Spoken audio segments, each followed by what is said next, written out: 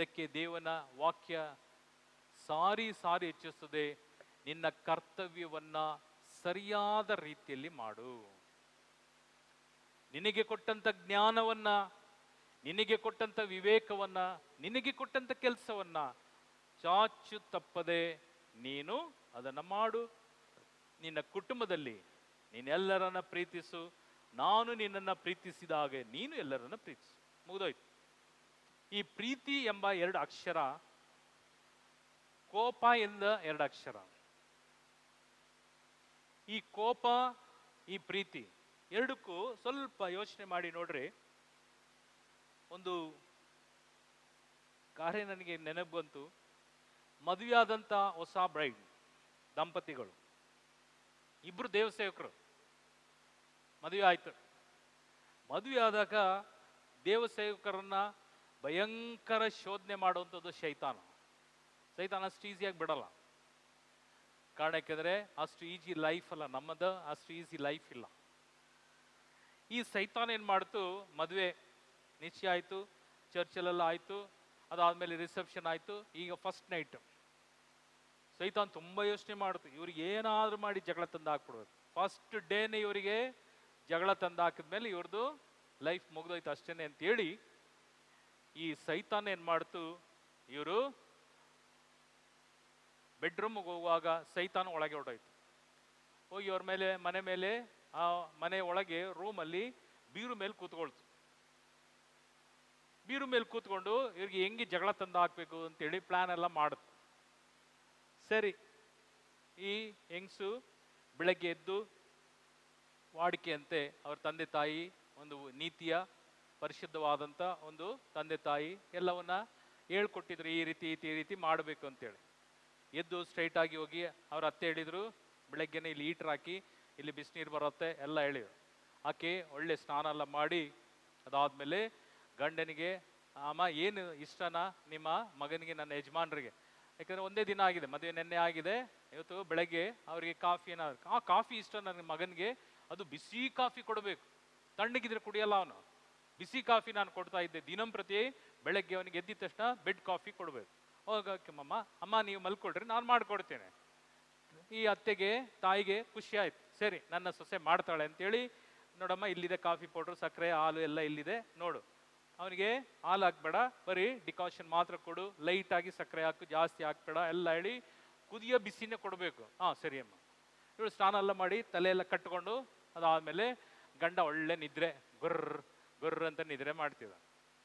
ಆತ ಬರೀ ಮೈಯಲ್ಲೇ ಇದ್ದ. ಇವಳು ಕಾಫಿ ತಗೊಂಡೋಗಿ ಟ್ರೇಯಲ್ಲಿ ತುಂಬಾ ನೀಟಾಗಿ, ರೀ ಕಾಫಿ ತಗೊಳ್ರಿ ಅಂತ.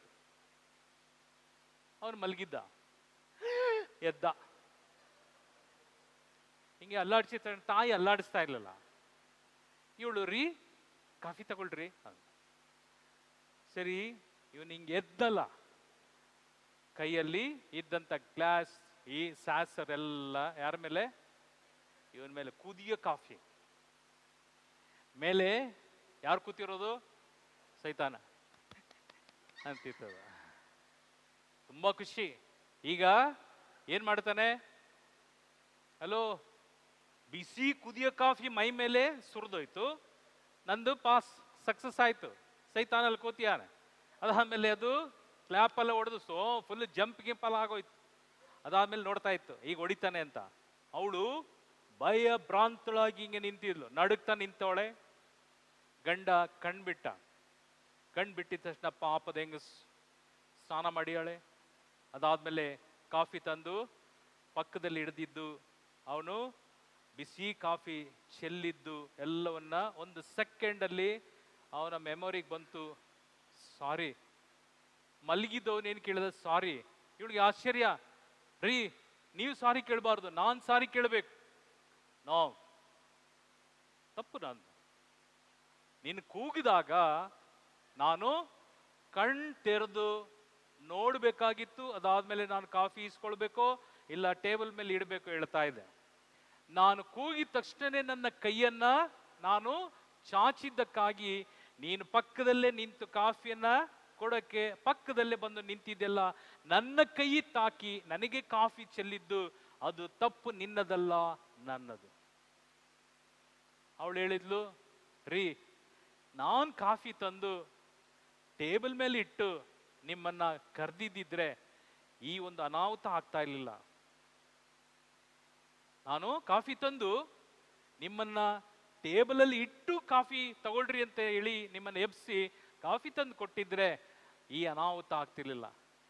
ಪರಸ್ಪರ ತಪ್ಪನ್ನ ಇಬ್ಬರು ಒಪ್ಪಿಕೊಂಡ ಕಾರಣ ಅದಾದ್ಮೇಲೆ ಸೈತಾನ್ ಹೇಳ್ತು, ಇವ್ರ ಸವಾಸಕ್ಕೆ ಜೀವಮಾನ ಇಡೀ ನಾನು ಬರಲ್ಲ, ಬಾಯ್ ಬಾಯ್ ಅಂತ ಹೇಳಿ ಆ ದುರಾತ್ಮವು ಹೋಗಿದ್ದು ಅವರ ಸಾಯುವ ತನಕ ಅವ್ರ ಹತ್ರ ಬರಲಿಲ್ಲ.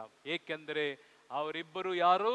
ದೇವನ ಮಕ್ಕಳು, ದೇವನ ಅಭಿಷೇಕದಲ್ಲಿ, ದೇವನ ಕೃಪೆಯಲ್ಲಿ ಸದಾಕಾಲ ಪ್ರಾರ್ಥಿಸುವಂತ ಒಂದು ದಂಪತಿಗಳು, ವಾಗ್ದಾನದ ಪ್ರಕಾರ ನಡೆಯುವಂತ ದೇವನ ಮಕ್ಕಳಾದ ಕಾರಣ ಈ ದುಷ್ಟಾತ್ಮ ಅವರ ಹತ್ರ ಬರಲಿಲ್ಲ.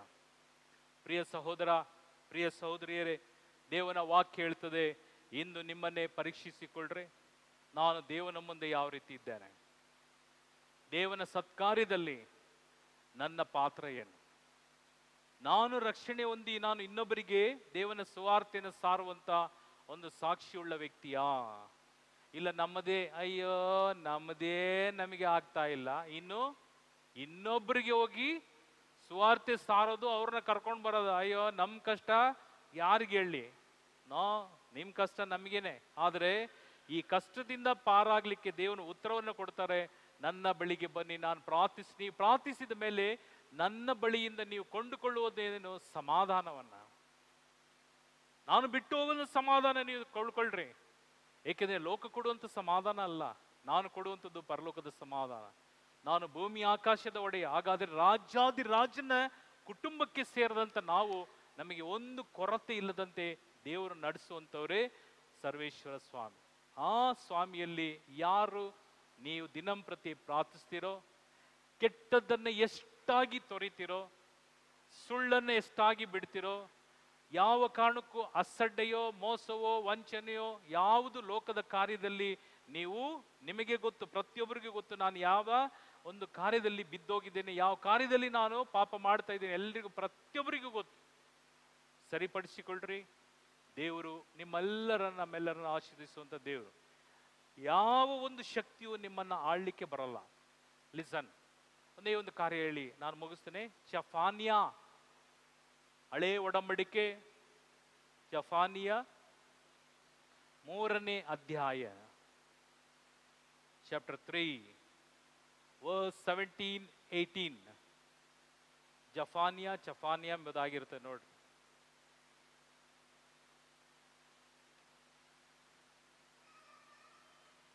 ಸಿಕ್ತಾ?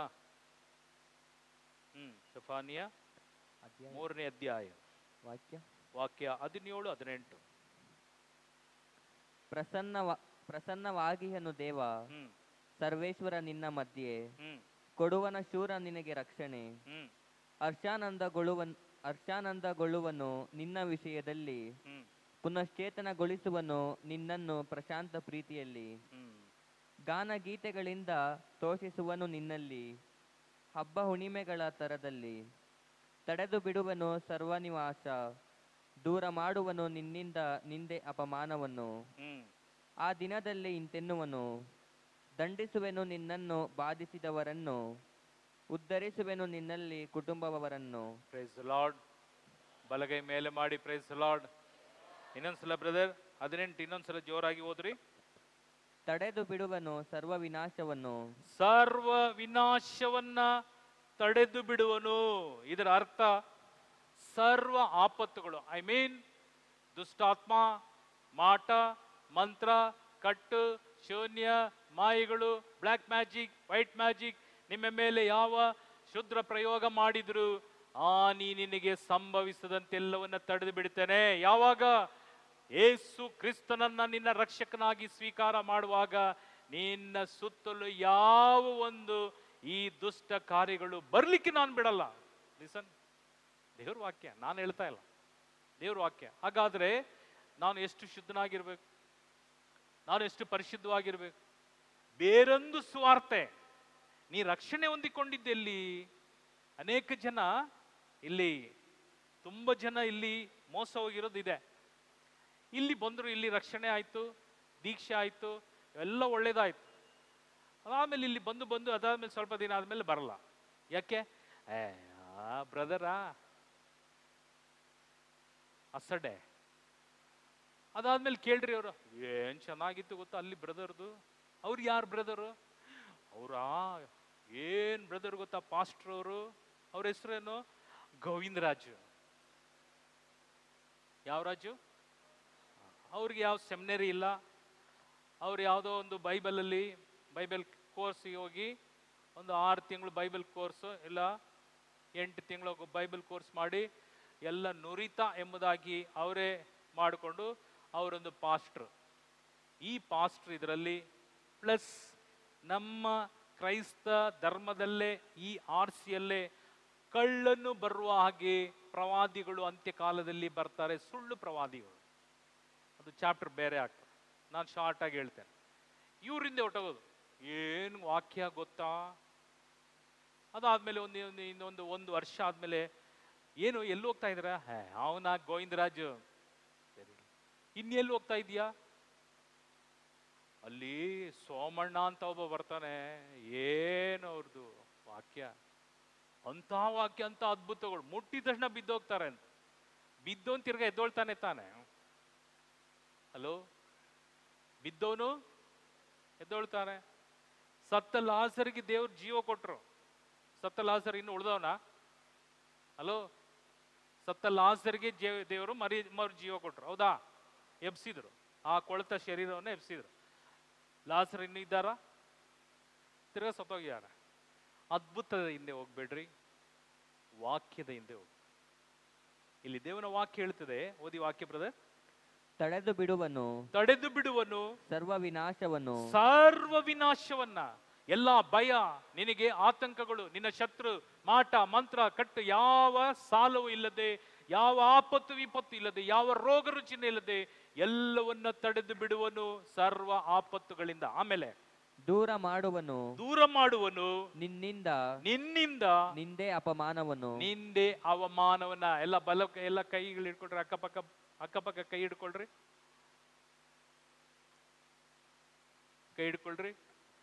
ಕೈ ಹಿಡ್ಕೊಂಡವ್ರ ಮುಖ ನೋಡ್ರಿ.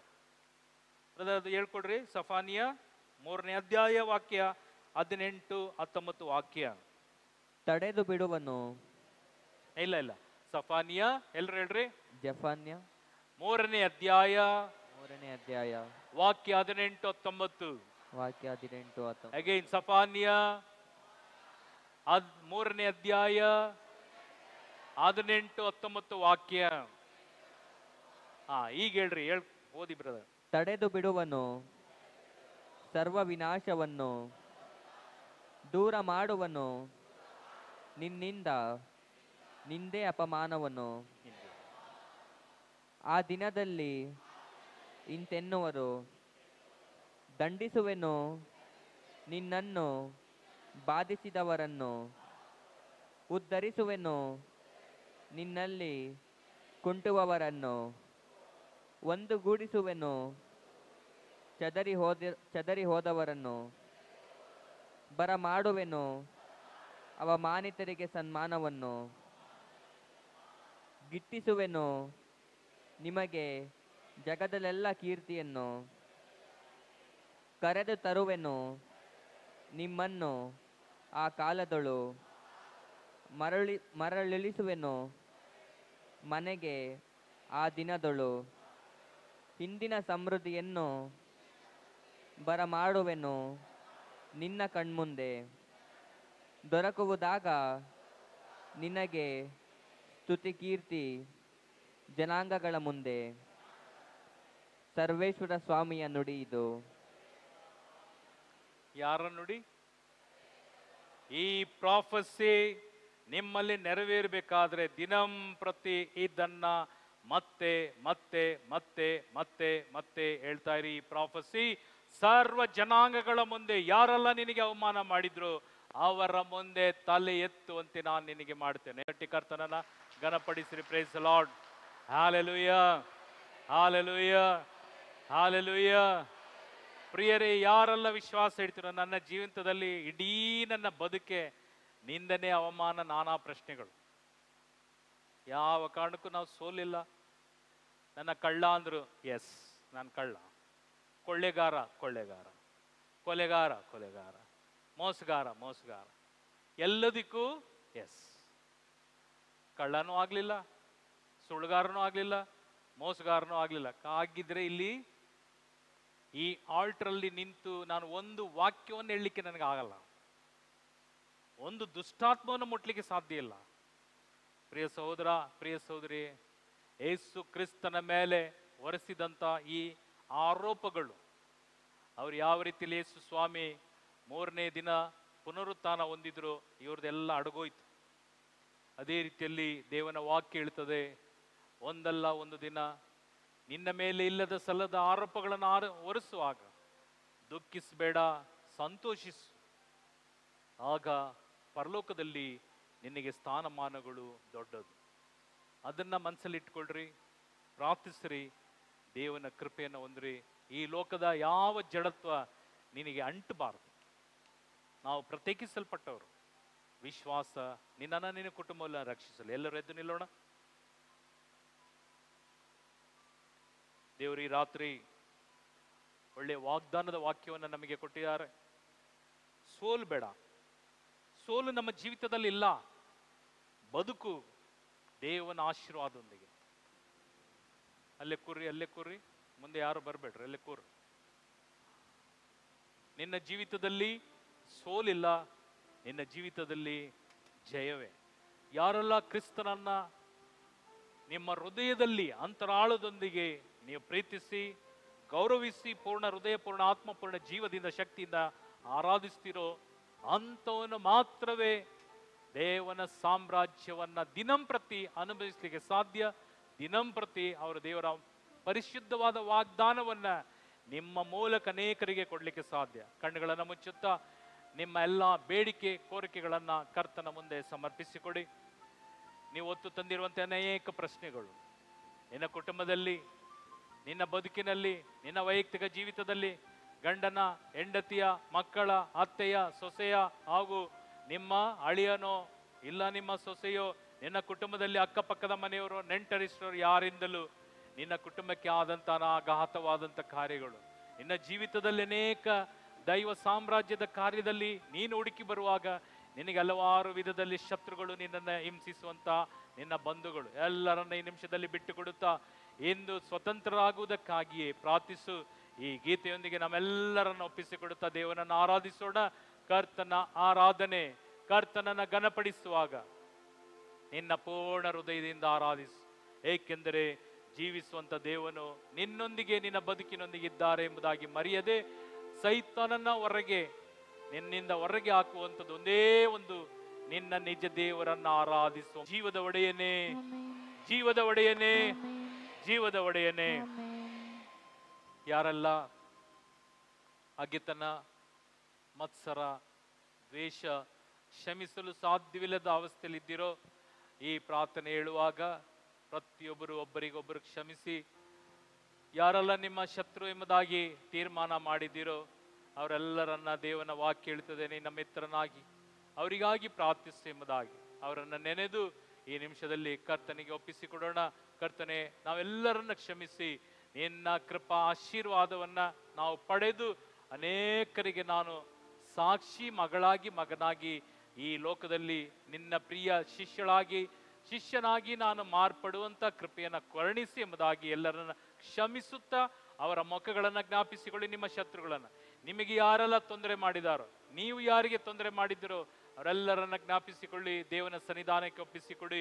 ದೇವನು ಈ ರಾತ್ರಿ ನಮ್ಮೆಲ್ಲರಿಗೂ ನಿತ್ಯ ಜೀವದ ಆದಿಯನ್ನ ನಮಗೆ ಅನುಗ್ರಹಿಸುವಂತ ದೇವನಾಗಿದ್ದಾರೆ. ಅದಕ್ಕಾಗಿ ಎಲ್ಲರನ್ನ ಕ್ಷಮಿಸುತ್ತಾ ಎಲ್ಲರೂ ಒಟ್ಟಾಗಿ, ಸ್ವರ್ಗದಲ್ಲಿರುವ ನನ್ನ ತಂದೆಯೇ, ನಿಮ್ಮ ನಾಮ ಪೂಜಿತವಾಗಲಿ, ನಿಮ್ಮ ರಾಜ್ಯ ಬರಲಿ, ನಿಮ್ಮ ಚಿತ್ತ ಸ್ವರ್ಗದಲ್ಲಿ ನೆರವೇರುವ ಪ್ರಕಾರ ಭುವಿಯಲ್ಲಿಯೂ ನೆರವೇರಲಿ. ನಮ್ಮ ಅನುದಿನದ ಆಹಾರವನ್ನು ಇಂದು ನಮಗೆ ನೀಡಿರಿ. ನಮಗೆ ನಾವು ಕ್ಷಮಿಸುವ ಪ್ರಕಾರ ನಮ್ಮ ಪಾಪಗಳನ್ನು ಕ್ಷಮಿಸಿರಿ. ನಮ್ಮನ್ನು ಶೋಧನೆಗೊಳಪಡಿಸದೆ ಕೇಡಿನಿಂದ ನಮ್ಮನ್ನು ರಕ್ಷಿಸಿರಿ. ಪರಿಶುದ್ಧ ದೇವನೇ, ಜೀವದ ಒಡೆಯನೇ, ಇಂದು ನಾವೆಲ್ಲರೂ ಸೇರಿ ಪ್ರಾರ್ಥಿಸಿದ್ದೇವೆ. ನಾಳೆ ನಾವು ಪ್ರಾರ್ಥಿಸುತ್ತೇವೋ ಇಲ್ಲವೋ ತಿಳಿಯದು. ನಮ್ಮ ಆಯುಸ್ಸಿನಲ್ಲಿ ಇದು ಕಡೇ ದಿನ ಕಡೆ ರಾತ್ರಿ ಆಗಿರಬಹುದು. ಈ ದೇಹದಿಂದ ಆತ್ಮವು ಕಳಚಿ ಹೋದಲ್ಲಿ ನಮ್ಮೆಲ್ಲರನ್ನ ಸ್ವರ್ಗೀಯ ಸಾಮ್ರಾಜ್ಯಕ್ಕೆ ಹಕ್ಕು ಬಾಧ್ಯಸ್ಥರನ್ನಾಗಿ ಮಾಡಿರಿ. ಪುತ್ರರುಡಗೂಡಿ ಆರಸೆ ಮನು ತಾಯಿ. ಪವಿತ್ರ ಶಿಲ್ಬೆಯ ಗುರುತಿನ ಮೂಲಕ ನಮ್ಮ ವೈರಿಗಳಿಂದ ನಮ್ಮನ್ನು ರಕ್ಷಿಸಿರಿ.